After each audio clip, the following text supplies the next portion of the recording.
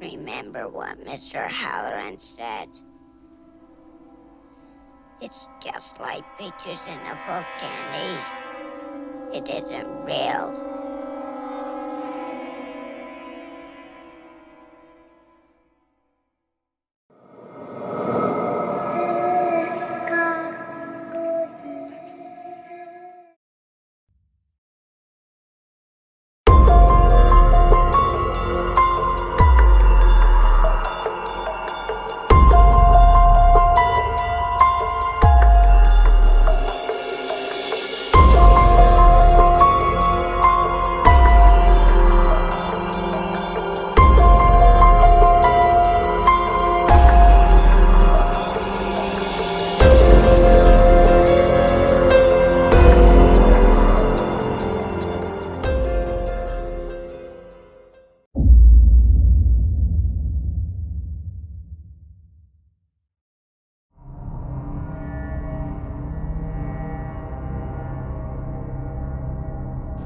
One snowy night in the Rocky Mountains of Colorado, Stephen King and his family drove the winding roads up to Estes Park, stumbling upon the Stanley Hotel as they tried to escape frigid weather.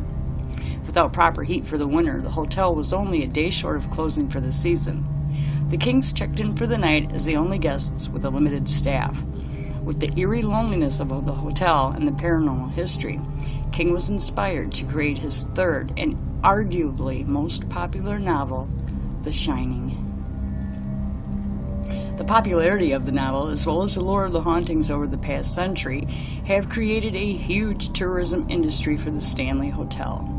Without Kubrick's movie adaptation of The Shining, it is questionable whether the Stanley would still be standing today.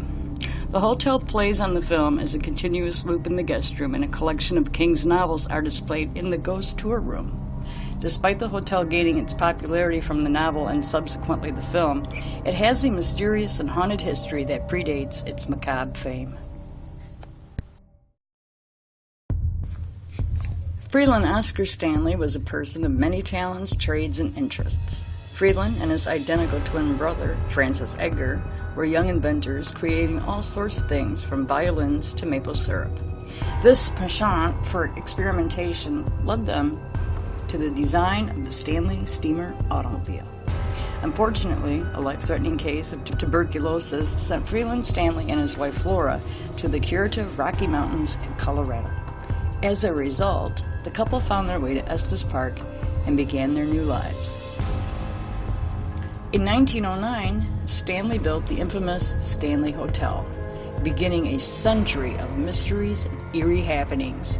Just 2 years after the hotel opened, Miss Elizabeth Wilson was tending the rooms when a thunderstorm rolled through the mountains of Estes Park, wiping out all of the power in the hotel. Going from room to room, the housekeepers carried lit candles to ignite the acetylene gas lamps. Wilson approached the room that unknowingly would become the focal point of mysterious activity for more than a century to come, room 217.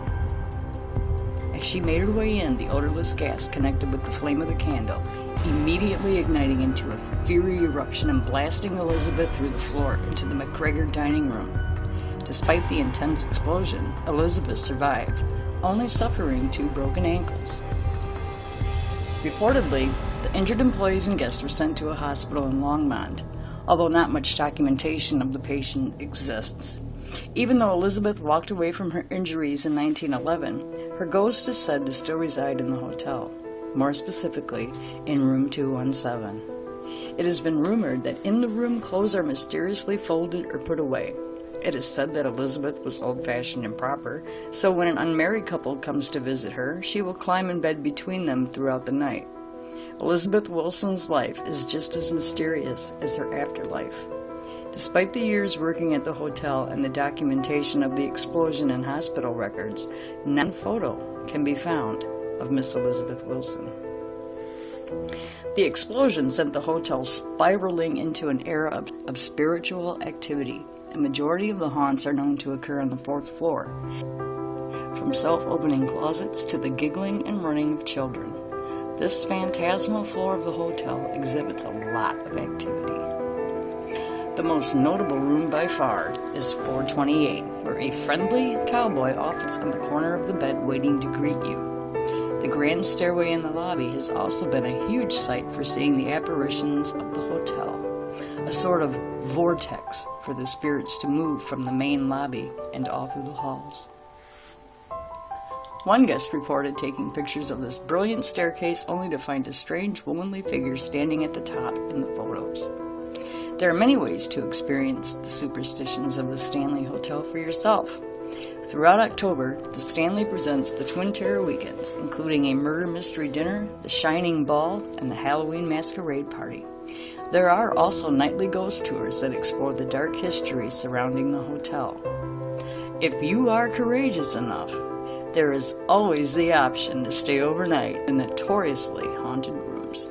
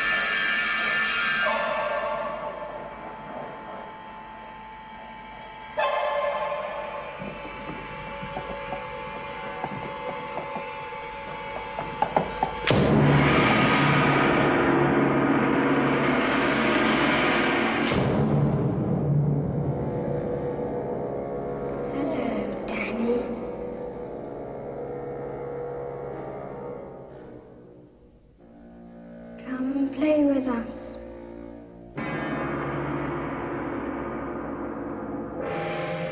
Come and play with us, Daddy. Forever and ever and ever.